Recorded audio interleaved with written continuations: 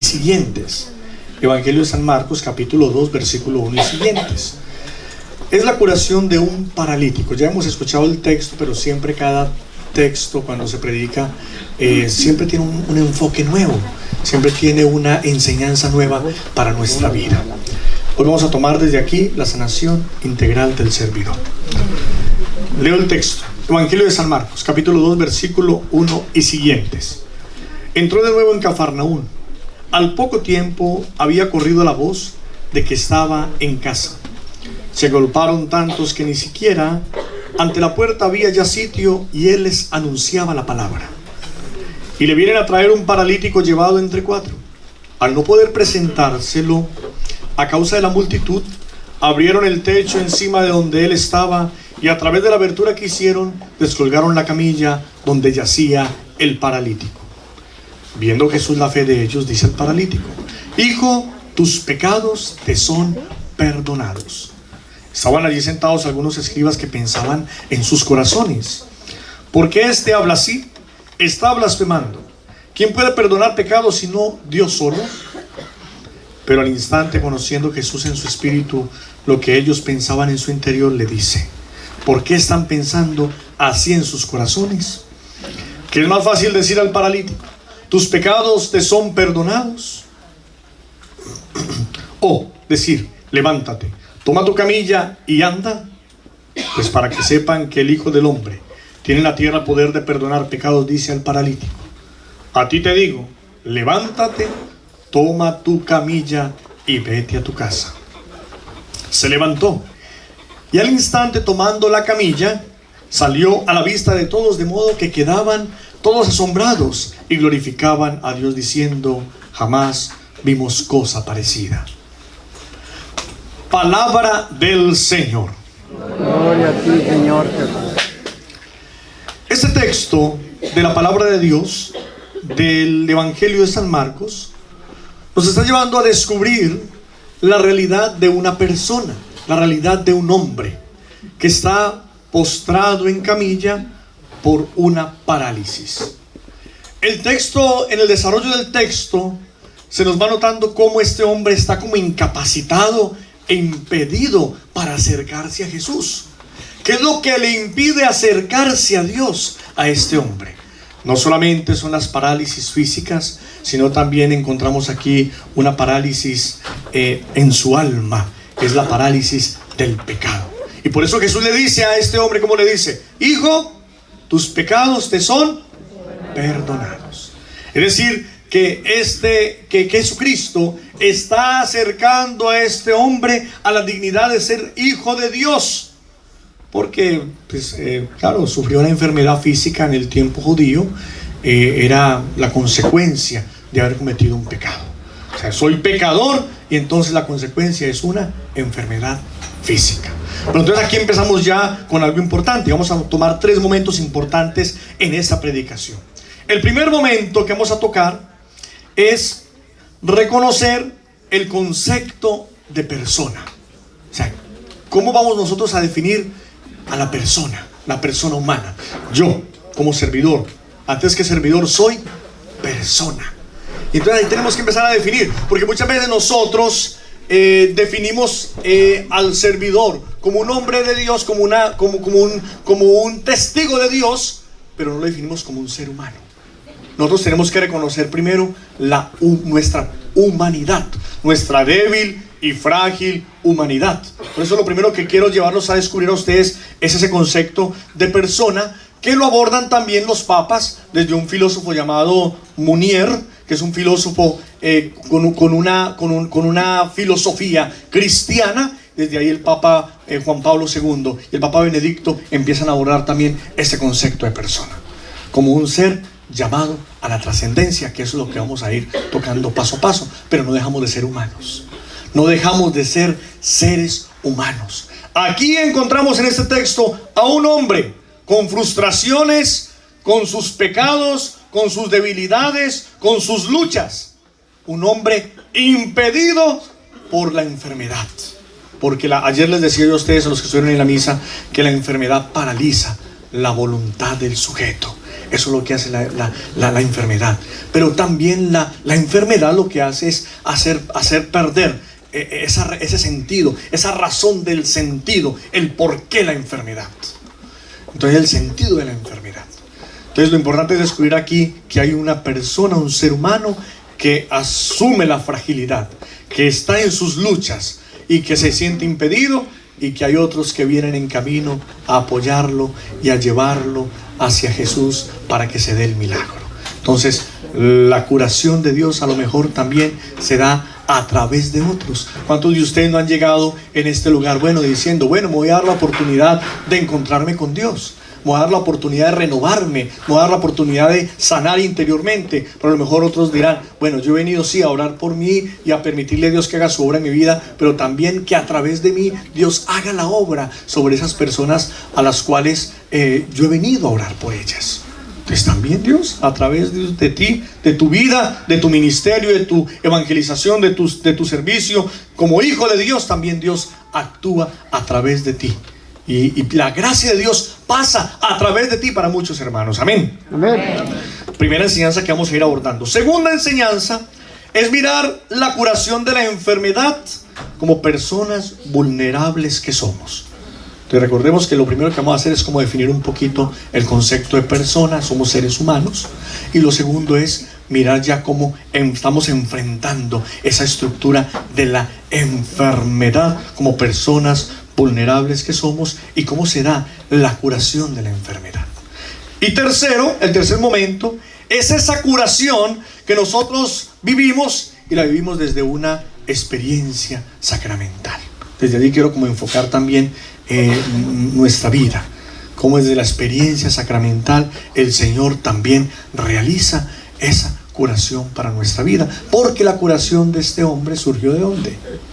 Desde el perdón de los pecados.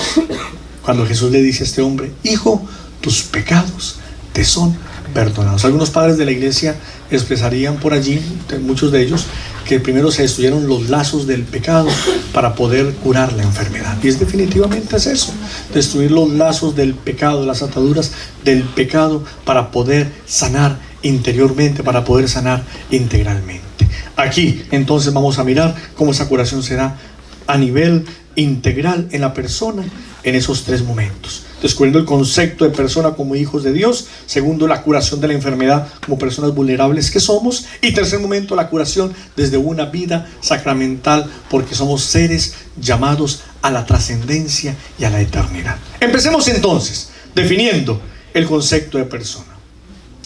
El concepto de persona, desde este filósofo Emmanuel Mounier, filósofo con una mentalidad cristiana, lo define de esta manera: la persona es un ser espiritual. Ojo con esto, un ser espiritual. Somos seres espirituales. La persona es un ser espiritual trascendente. Empezamos con un primer elemento: trascendente. Ser persona es estar abiertos a una jerarquía de valores. Segundo criterio, vamos a ir explicando paso a paso esto. Tercer momento, expresa Mounier, la persona lleva una constante conversión. Constante conversión.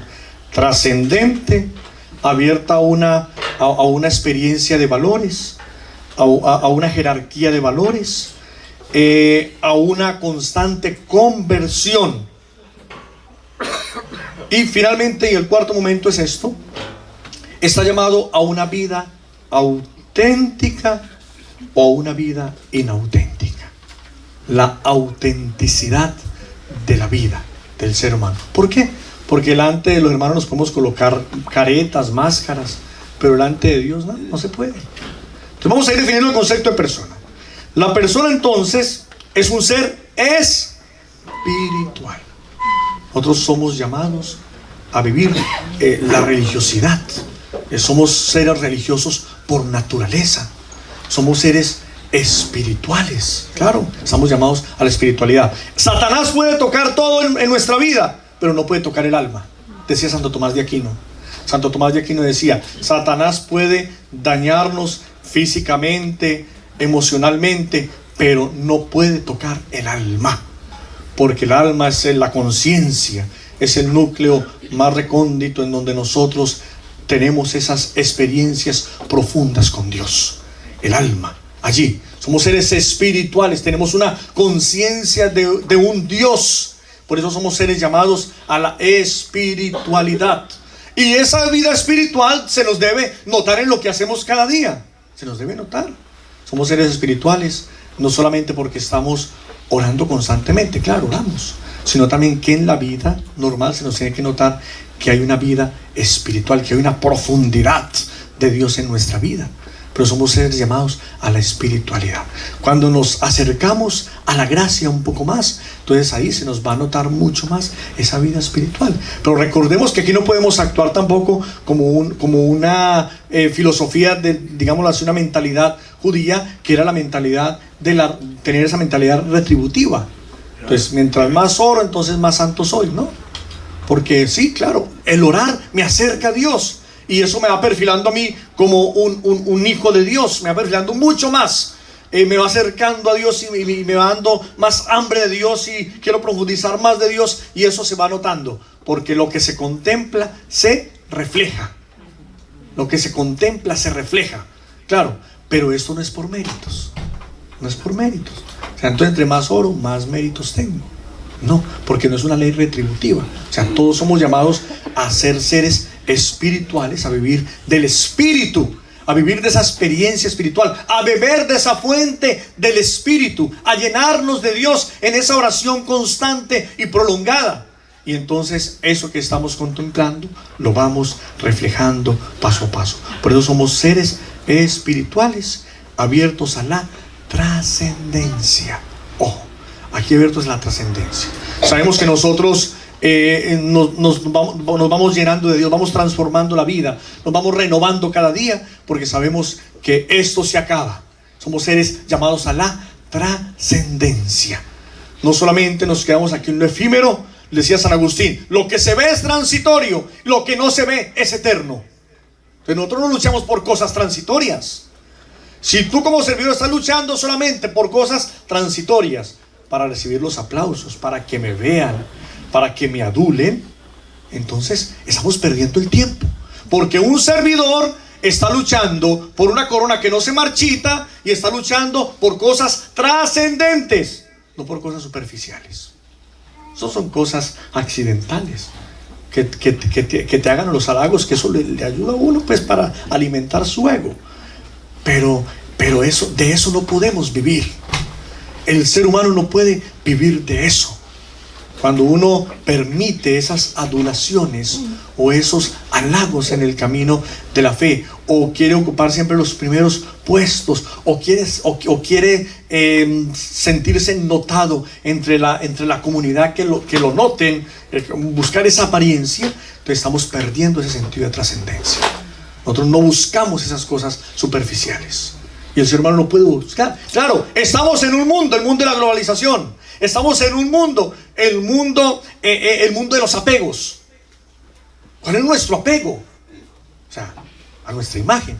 Recuerdo yo, una vez cuando estaba empezando con el ministerio de sanación, que yo le decía: Señor, y estoy predicando en tu nombre, y estoy hablando, y esas palabras proféticas, Señor, y esas palabras de conocimiento, y yo no veo los testimonios. Entonces empecé a leer un poco, y una voz interior me decía: es que tú no tienes que defender tu propia imagen, tú tienes que defender la imagen de Dios. Amén. Entonces eso es lo que nosotros tenemos que luchar. Y dice San Francisco de Sales: hay que salvar almas. Salvamos almas. Y lo salvamos desde la experiencia del amor, no es de la presión. Nosotros cuántas veces presionamos a la familia, a los hijos, una presión coercitiva, ¿no? Esto es fuerza de atracción. El amor es una fuerza de atracción, es como un virus. Ahí va llegando el virus que ha surgido por aquí ahora, que estamos hablando de ese virus, que eso se va a meter. O sea, así es, la fuerza del amor tiene que ver como ese virus que va tocando, ¿cierto? Sin una presión, así va llegando, por el testimonio, por la experiencia de vida, por la contemplación, por la fuerza del amor. Entonces, ser personas es ser personas con espiritualidad y con trascendencia, pero una espiritualidad bien entendida, ¿cierto? No una espiritualidad obsesiva, una espiritualidad centrada, porque los excesos nos matan. Unos pecan por defecto porque les falta y otros pecan porque les sobra. Entonces tenemos que tener una virtud. La virtud está en el sano equilibrio de las cosas, en el buen ejercicio de nuestra libertad, en el buen equilibrio de las cosas, ¿cierto? Porque también el trabajo es oración, porque también el compartir con el hermano es oración, porque también cumplir con la vocación en los deberes familiares es vocación. Ahí hay espiritualidad. O sea, todas las cosas se pueden transformar en una vida espiritual, ¿cierto? No solamente es doblar rodillas, decía, me parece que era San Juan de la Cruz, sino que es gastar corazón. No solamente la espiritualidad no consiste en doblar rodillas, también está en gastar corazón. Porque si doblar rodillas, podemos doblar rodillas todo el día, pero a lo mejor hay un odio en el corazón, hay un resentimiento que no me lo he sacado de allí. Y entonces es importante también gastar corazón para transformar la vida. No nos quedamos solamente en esas cosas externas, sino que profundizamos mucho más como personas trascendentes. Segunda característica de esa noción de persona, ese concepto de persona. Tercero, empieza la dimensión axiológica, la dimensión de los valores, ¿cierto? El valor. Somos personas que hemos sido formados en una vida de valores.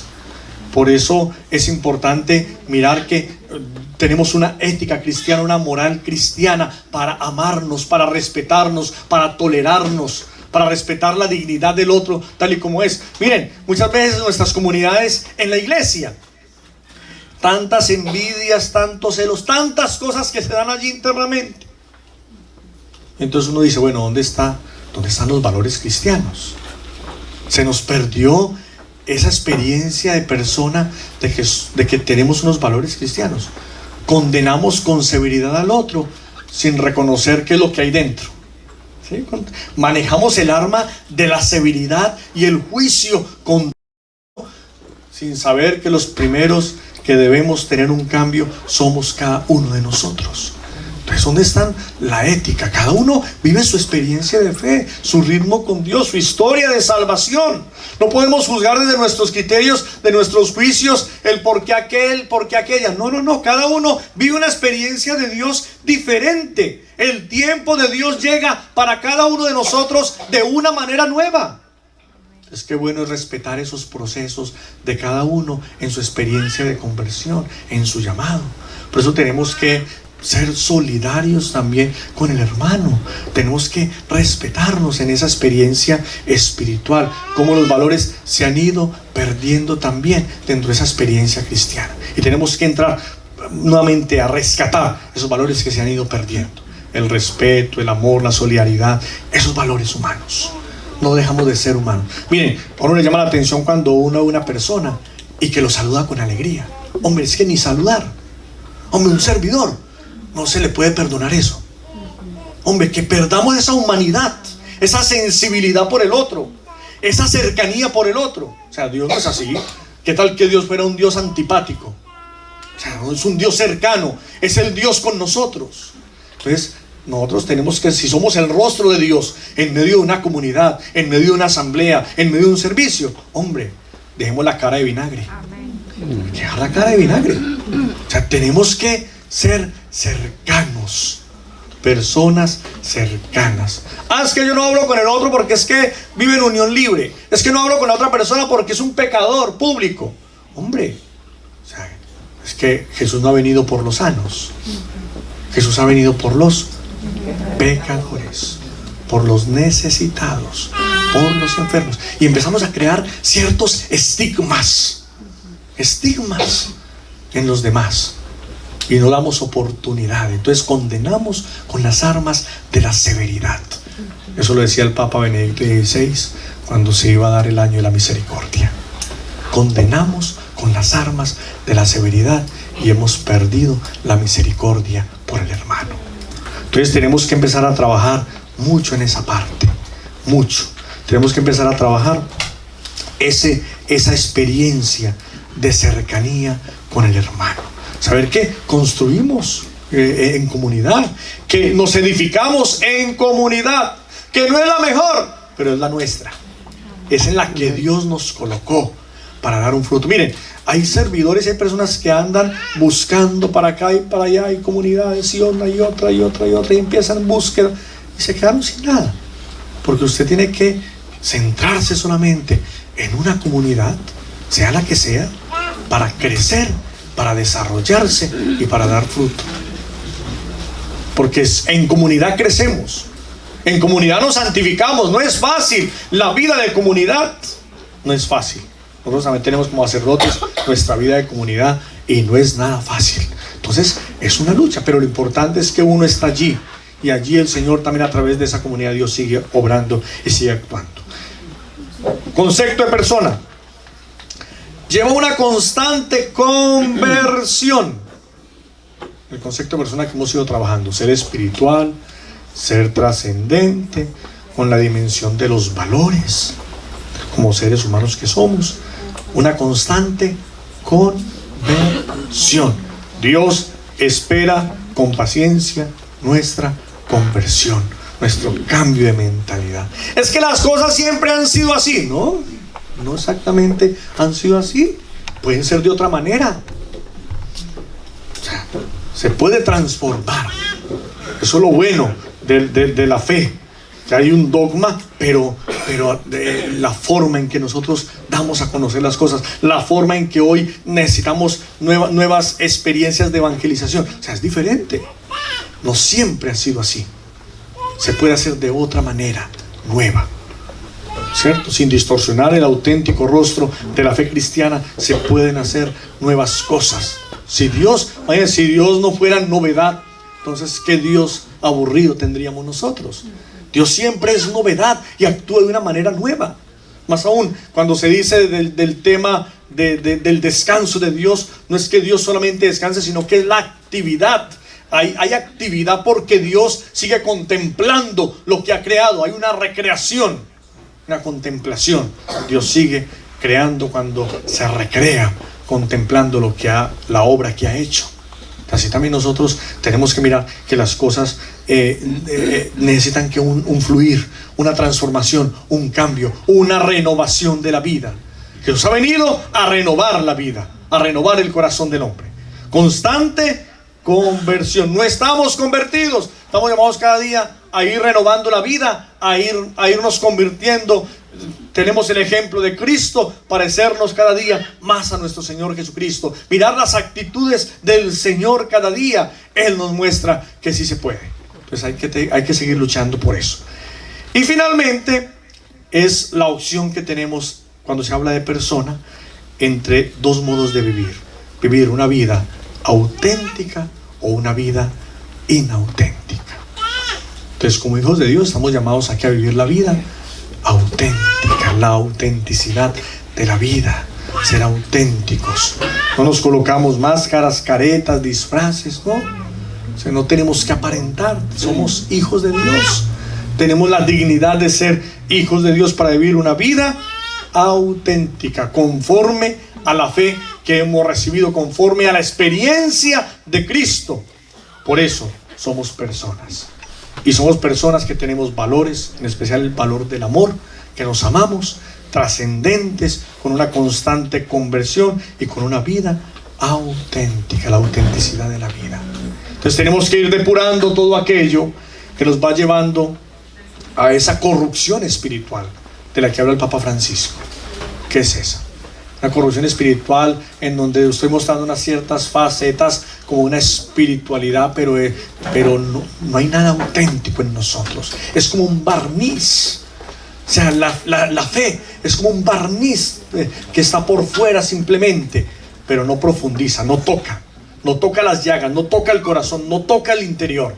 Entonces, no podemos fundamentar nuestra vida en una espiritualidad de barniz, solamente al exterior, sin que esa experiencia de Cristo penetre, profundice, toque las fibras más profundas de nuestro ser, de nuestro corazón y de nuestra vida. Entonces ahí vamos mirando que hay una autenticidad de vida cuando dejamos verdaderamente que esa experiencia de Dios transforme el interior, y eso nos lleva a nosotros a vivir, a ver la vida de una manera nueva, de una manera nueva. Eso es lo que hace el Señor, nos lleva a vivir de una manera nueva. Muy bien, primera enseñanza, ese concepto de persona, con sensibilidad por el otro, con amor, o sea, la sensibilidad por el hermano. Nos debe doler el hermano. El hermano debe... Vea, ¿qué tal que estos hombres, 4 hombres, frente a tanta multitud, se buscaron la estrategia? ¿Cuál estrategia? De presentarle al paralítico a Jesús. Sabían que Jesús tenía poder extraordinario, venía de Dios, y entonces se lo presentaron.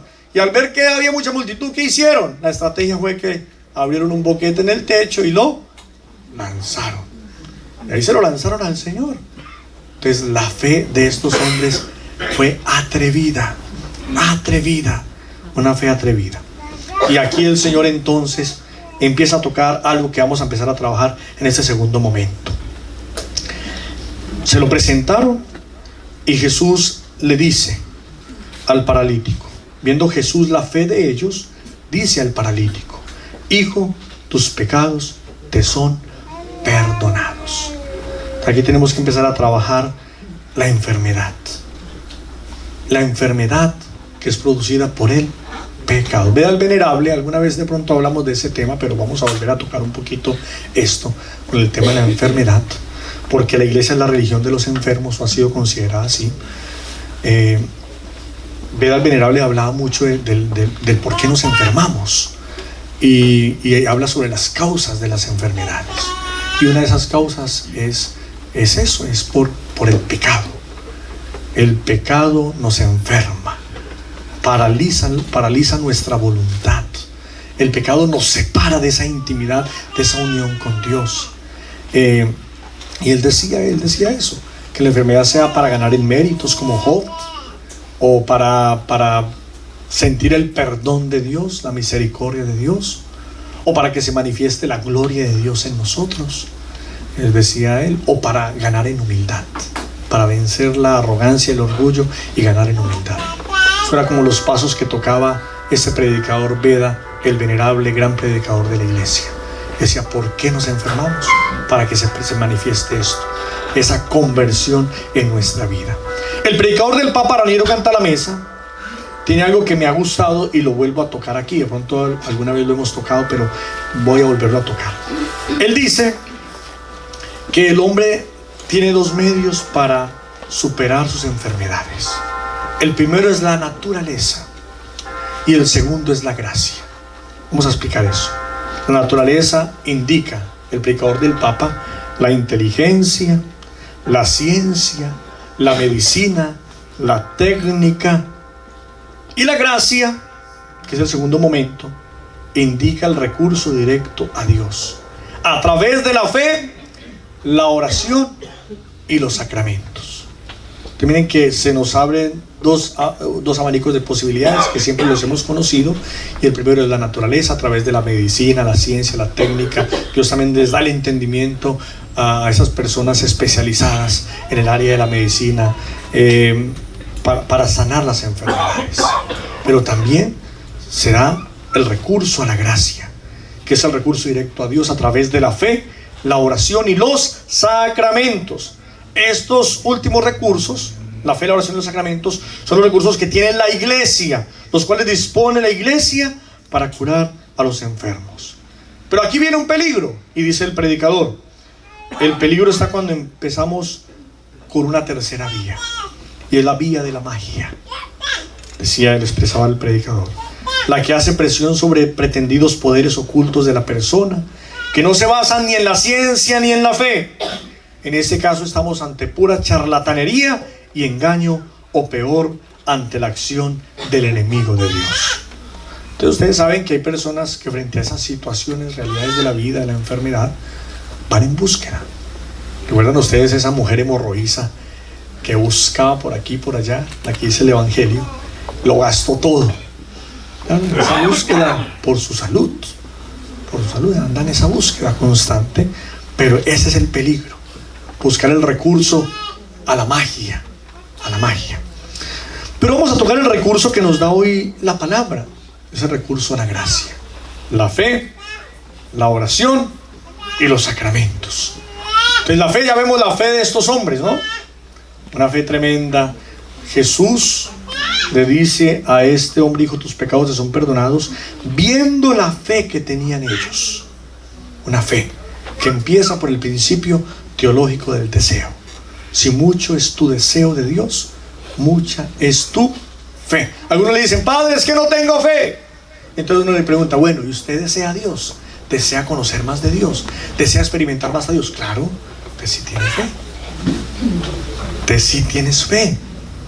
Porque el principio teológico de la fe es el deseo. Díganle al persona que tiene a su lado: hermano, hermana, ¿usted desea a Dios? A ver qué le dice. Pregúntele a ver: hermano, hermana, ¿usted desea a Dios? ¿O no desea a Dios?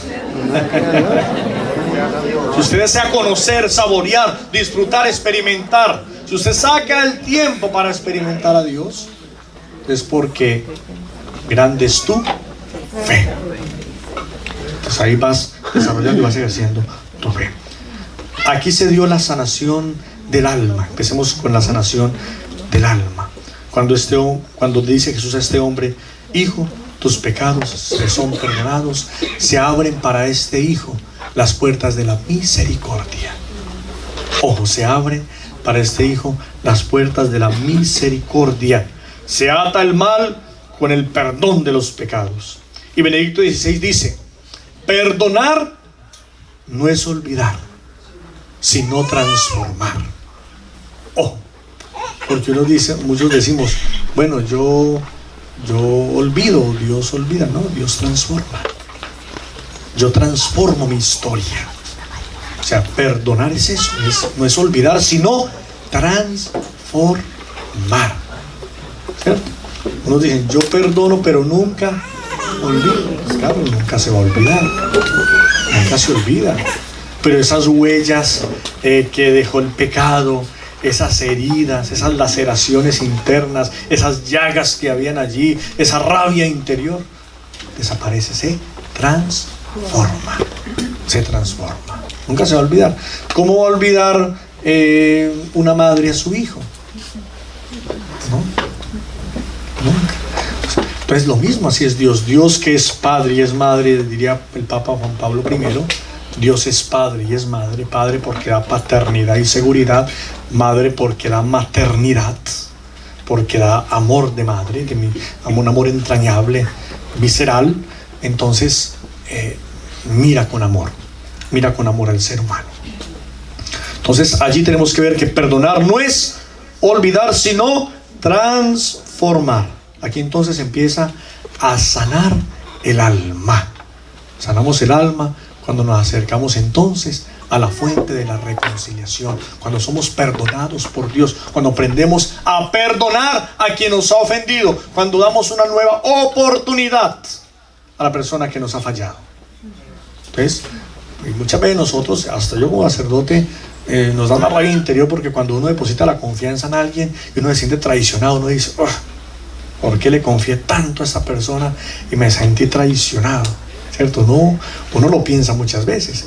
Pero bueno, bendito sea el Señor, las cosas se dan por algo y siempre hay un nuevo abanico de posibilidades, y por eso hay que perdonar como la mejor terapia que nosotros tenemos que realizar, porque sabemos que nunca vamos a olvidar, pero sí transformamos la vida, si hay un cambio en la historia, y eso es lo importante. Pues aquí hay una sanación del alma. Hijo, tus pecados son perdonados. Se abren nuevamente las fuentes de la misericordia, se abre la experiencia de Dios para este hombre. Una experiencia nueva, una experiencia en el Señor. Uno como sacerdote, yo recuerdo que una de las primeras confesiones, no estoy diciendo nombres porque ni siquiera recuerdo quién fue, pero sí recuerdo el pecado. A mí me dio muy duro cuando yo confesé la primera vez a una persona en un pueblo, en un pueblito de esos rurales. Viene el penitente y me dice: padre, era un señor campesino, esos campesinos. Duro, la primera confesión. Uy, me dio una rabia, me dio una tristeza, me dio una impotencia, porque el pecado que me comentaron una cosa aberrante. Cuando el penitente me dice: padre, yo abusé sexualmente de mi hija. Yo no concebía eso. Yo decía: ¿cómo un papá va a abusar sexualmente de su hija? Oiga, yo me coloqué. No, yo me desencajé. Interiormente me desencajé. 1 hora estuve hablando con ese hombre. Yo creo que fue una de las primeras confesiones en un pueblito por allá. Pero yo no podía entender eso. No, o sea, en mi mente no cabía eso. Está enfermo. El hombre está enfermo. Como un padre va a abusar sexualmente de su hija. Bueno, son cosas que uno interiormente, cuando está allí en el sacramento, no se cuestiona. No es que se escandalice, no. Pero es que hay cosas que sí, el mal, Satanás, ¿cierto?, nos va llevando a hacer cosas muy desagradables. Entonces, pero lo interesante es que aún para esa situación, Dios tiene entrañas de misericordia. Aún para eso, imagínense. Hasta dónde puede llegar uno con el pecado. Pero también cómo el amor de Dios nos desborda. La misericordia nos desborda y nos da una nueva oportunidad para el amor. Ese es Dios. No lo entendemos, pero lo aceptamos. Y eso es lo más importante. No hay que entender a Dios, hay que aceptarlo en lo profundo del corazón. Amén. Amén. Pero también este hombre fue sanado con seguridad en su memoria.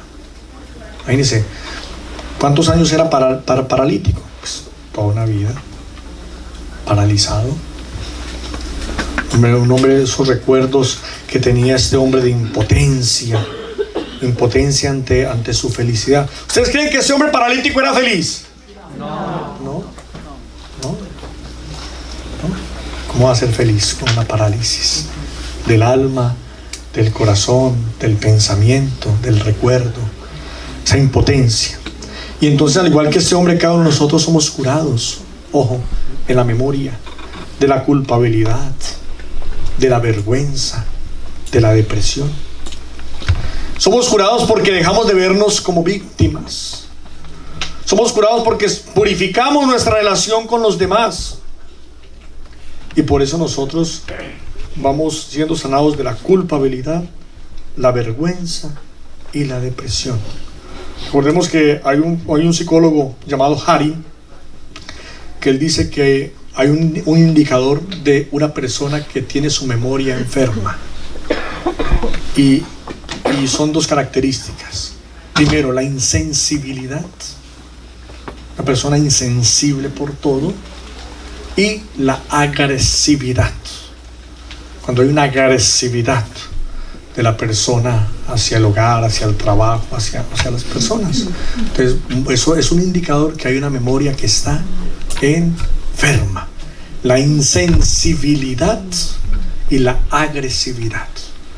2 indicadores que tenemos que empezar a trabajar nuestra memoria en la oración. Una sanación de la memoria, del recuerdo, del pensamiento. A mí me gusta mucho trabajar ese tema de la memoria porque es importante. Uno se va llenando de muchas obsesiones en la memoria, en la mente, en el pensamiento. Y también Satanás va metiendo allí su cuña. Claro, en la memoria uno se va aferrando, apegando a unas ideas fijas, obsesivas, que nada tienen que ver con la fe y tienen que ver con Dios. Entonces también hay que liberarnos y sacudirnos ese lastre de esa culpabilidad, de esa vergüenza, de esa depresión, dejarnos de ver como víctimas, porque hoy somos hijos de Dios. Amén. Amén. Somos hijos de Dios y tenemos que vernos como hijos de Dios. Amén. Diga a la persona que tiene a su lado: hermano, usted es un hijo, una hija de Dios, dígale. Así que pórtese bien, compórtese como tal, a la dignidad que usted ha recibido de ser hijo, hija de Dios. Que se le note. Como decían por ahí el chistecito: ¿cómo está? No, estoy muy bien. ¿Cómo te sientes? No, muy bien. La llevaban del pelo, arrastraban. No, así no es la cosa. Somos hijos de Dios. La dignidad de hijo de Dios con felicidad y con gozo. Jesús sana las parálisis de este hombre. Claro. Entonces, después de sanar el corazón, de sanar el alma, de sanar el recuerdo, de sanar la vida, le dice a este hombre: levántate, toma tu camilla, ¿cierto? Y anda. A ti te digo, levántate, toma tu camilla y vete a tu casa. Dígale eso a la persona que tiene a su lado: hermano, levántese, tome su camilla y vaya a su casa. No, pero no se vaya a ir hoy. No se vaya porque el retiro apenas está empezando, hermano. No nos vamos porque la bendición de Dios está en este lugar. Amén. No nos vamos porque las bendiciones de Dios se derraman con poder en este lugar. Amén.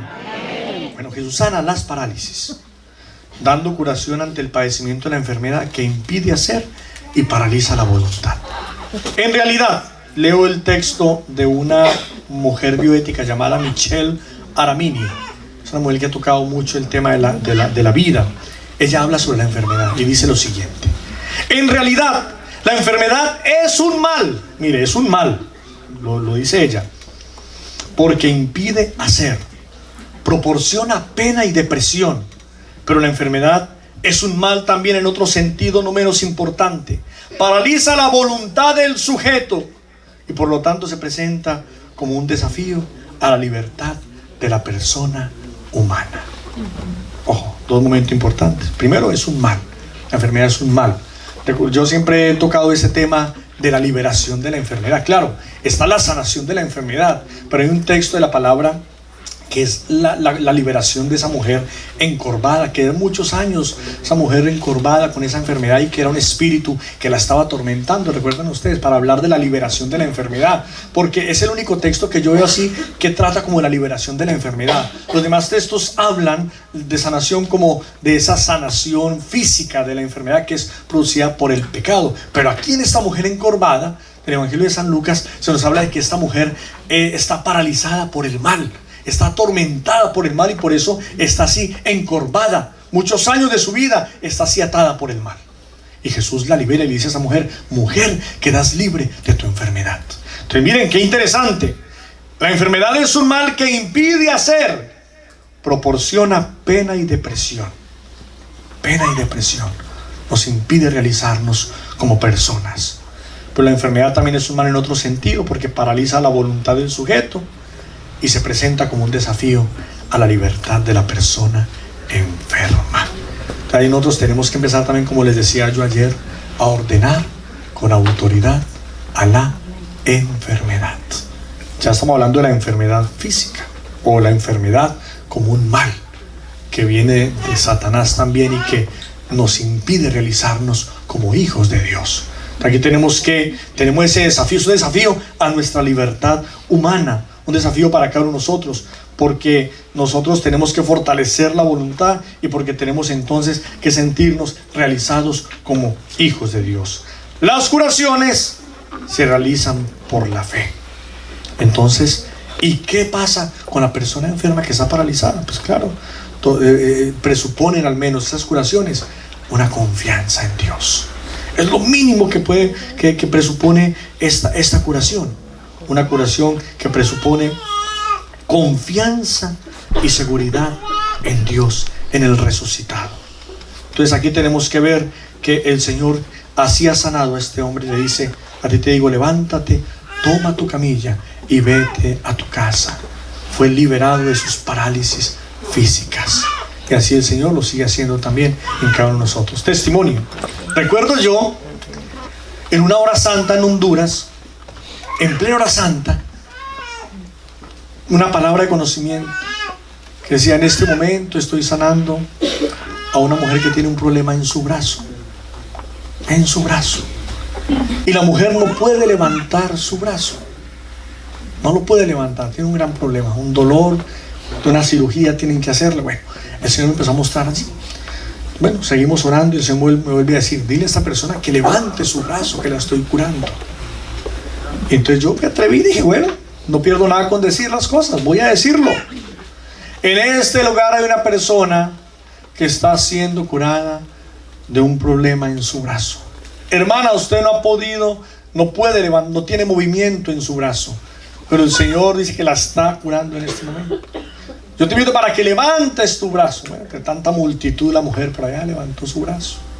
Te dije yo, ahora empiece a aplaudirle a Dios. Y empezó a aplaudir, a aplaudir. Bueno, resulta que el testimonio de esa mujer fue real, porque la mujer unos días antes había ido donde el médico, porque verdad tenía un dolor, no podía levantar su brazo.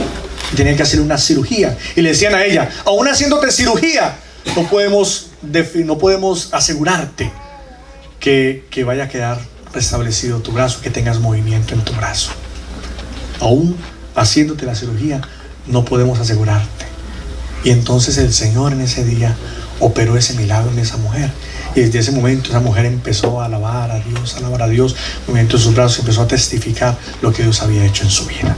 Miren, hermanos, ese es el poder de Dios. Sana nuestras parálisis espirituales, humanas, físicas, del corazón.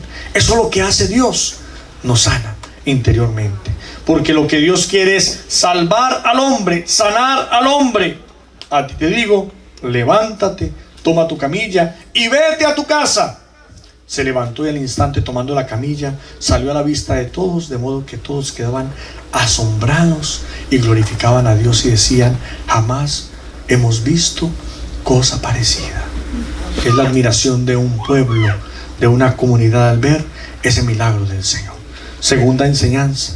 Entonces la enfermedad aparece como un desafío a nuestra libertad. Y nosotros tenemos que desafiarlo por las alas de la fe, con las armas que el Señor nos ha dado, el recurso a la gracia, la oración, la fe y los sacramentos, que es el tercer momento que vamos a tocar. Los sacramentos. El tercer momento son los sacramentos. El Señor sanó las parálisis espirituales, las ataduras espirituales, las cuales el enemigo nos amarra también a nosotros, porque la enfermedad es un mal, como lo decíamos hace un momento, que produce pena y depresión, pero también paraliza nuestra voluntad, y tenemos que ser liberados por la libertad de los hijos de Dios. Tenemos que ser liberados por las alas de la fe, y también una sanación interior del corazón, una sanación física, pero también la sanación se da a través del sacramento. El Señor nos sana y nos libera a través de esa vida sacramental. Recordemos, por ejemplo, cuando en la Eucaristía nosotros, después del Padre Nuestro, decimos algo que es: líbranos de todos los males. Hay una oración especial que se hace allí después del Padre Nuestro, que es una oración de liberación. Una oración de liberación. Al igual que cuando nosotros somos bautizados, se hace una oración de exorcismo. Ustedes sí sabían eso, me imagino que algunos sí sabían, pero allí se hace una oración de exorcismo. Allí, cuando somos bautizados, se le unta al niño el santo óleo, y allí se hace una oración de exorcismo para que sea liberado de las fuerzas del mal. Miren cómo en la vida sacramental ya estamos siendo y hemos sido sellados por Dios y para Dios desde siempre, hermanos. Y entonces sabemos que ya estamos sellados, separados, como dice la palabra nazir, nazireo. Hemos sido separados por Dios, escogidos de Dios, o el sello, el esfragis, el sello indeleble, con el cual hemos sido nosotros marcados como propiedad exclusiva de Dios. Y eso se da en la vida del sacramento, en el bautismo, en el perdón de los pecados. También somos liberados de las fuerzas, de las garras del mal, y en la Eucaristía. Entonces la auténtica curación está verdaderamente en la Iglesia Católica, en la vida sacramental. Claro, la oración, la fe y los sacramentos. No hay que buscar otras alternativas, no hay que buscar más. El que quiera más, que le piquen caña, como dicen por allá los del Valle en Colombia. Si usted quiere más, que le piquen caña. O sea, tenemos todas las herramientas, todas las armas, todas las fuentes para la sanación integral. Y la fuente del sacramento es lo más importante. Nos sumergimos en la fuente del sacramento. Me llama mucho la atención el texto de la palabra del Evangelio de San Juan. Recuerden ustedes que por allá se daba una remoción de las aguas, ¿cierto? Recuerdan que había un hombre paralítico por allá, y que había una fuente por allá, era Betsaida o Betesda, era Betesda. Vamos a ver el texto de la palabra del Evangelio de San Juan en el capítulo 5, miremoslo a ver. Curación de enfermo en la piscina de Betesda. Betesda. Que habían 5 pórticos y el ángel venía de vez en cuando y removía las aguas. Y el primer enfermo astuto que se metía al agua era el que se curaba. Entonces, y tantos necesitados allí. Entonces, también en la iglesia católica, cuando se celebra un sacramento, ¿se remueven qué? Las aguas. Se remueven las aguas del sacramento. Y el primer enfermo que se aproveche del momento es el que es curado. Así de sencillo. Que tenemos la conciencia verdaderamente que allí, en las fuentes del sacramento, hay una remoción de las aguas. El agua es fuente de fecundidad. Recuerden ustedes que cuando Cristo fue bautizado en el Jordán por Juan el Bautista, que tenía esa misión de bautizar, y cuando el cuerpo místico de Cristo toca esas aguas, las aguas fueron santificadas. Por eso el agua es fuente de fecundidad y de vida. Y por eso se remueven las aguas del sacramento. Y entonces nosotros, como enfermos, nos sumergimos en esas fuentes del sacramento para tener vida, para tener salud. Entonces, la auténtica sanación, hermanos, está allí. Nosotros tenemos que hacer depender nuestra vida en el misterio del sacramento. Grupo, comunidad que no esté unido a la fuente del sacramento no es católico. No es católico. Y conozco predicadores que no van a misa. Y conozco servidores que no comulgan. Bueno, a no ser que tenga usted una situación particular, que trabaje, que sea un servidor, pero que el sacerdote conozca su caso y que vaya llegando su seguimiento a un proceso, ¿cierto?, de conversión. Bueno, está bien, hay un proceso. Pero lo importante es, hermanos, hacer depender nuestra vida en las fuentes del sacramento. No hay que buscar otras cosas. No hay que buscar otras cosas. Aquí estamos en la iglesia de Jesús y por eso hoy sumergimos también nuestra vida en esa fuente del sacramento. Se removieron las aguas y este hombre, al igual que muchos enfermos, eran curados porque el ángel del Señor removía las aguas y esa agua era medicinal para esa época, pero ahora la medicina está en Jesucristo como fuente del sacramento, y a través de la vida sacramental es como el Señor sigue sanando la enfermedad. Entonces permitámosle a Dios, hermanos, en esa primera enseñanza, que Dios toque nuestras llagas, que Dios toque nuestras heridas, que nos coloquemos de frente ante nuestra realidad como servidores, primero como personas, como seres humanos, porque sobre una buena base humana hay un buen cristiano, hay un hombre, una mujer de Dios. Pero si no hay una base humana, entonces estamos careciendo del buen cimiento, que es eso: la misericordia, el respeto, el amor a los demás. Entonces no podemos vivir una espiritualidad desencarnada, una espiritualidad solamente desde las nubes sin aterrizar. Tenemos que aterrizar la espiritualidad, porque somos hombres y mujeres abiertos a la trascendencia, pero con los pies en la tierra. Con los pies en la tierra, humanos.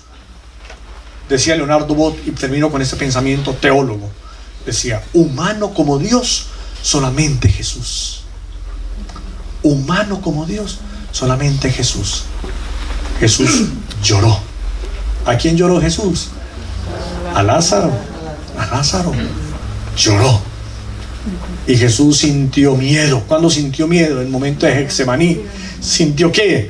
Temor, miedo, ¿cierto? A enfrentar ese vino, como decía el padre Ranero Cantalamessa, el vino de la cruz. Allí, a experimentar ese vino de la cruz, sintió miedo, temor a lo que tenía que enfrentar, tenía que padecer. Mire, humano como Dios, solamente Jesús. Entonces tenemos que ser más humanos. Si usted es un hombre de Dios, una mujer de Dios, se tiene que notar primero su humanidad, su talante espiritual está allí, en que es un hombre profundamente humano, en que reconoce sus debilidades y flaquezas, y también entonces, sin condenar al otro, se abre la experiencia de la misericordia de Dios, que es para todos y se derrocha para todos. Ahí reconocemos entonces ese desafío. Siendo humanos, desafiamos también la enfermedad con esos medios que el Señor nos ha dado. Enfrentamos nuestras realidades humanas. Le permitimos a Dios entrar en el corazón para renovar la vida, para transformar, para sanar por medio del sacramento. Allí entonces le permitimos a Dios que a través de esa fuente sacramental Él siga reconciliándonos con el Padre. Él siga sanando las enfermedades que hay en nuestra alma y en nuestro cuerpo, y nos libere de todas las ataduras y cadenas que hay en nuestra vida.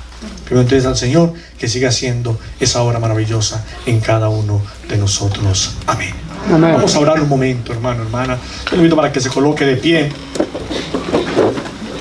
La enfermedad produce pena y depresión. Hay culpabilidades que todavía a lo mejor no hemos podido sanarnos, reconciliarnos con nosotros mismos. O hay enfermedades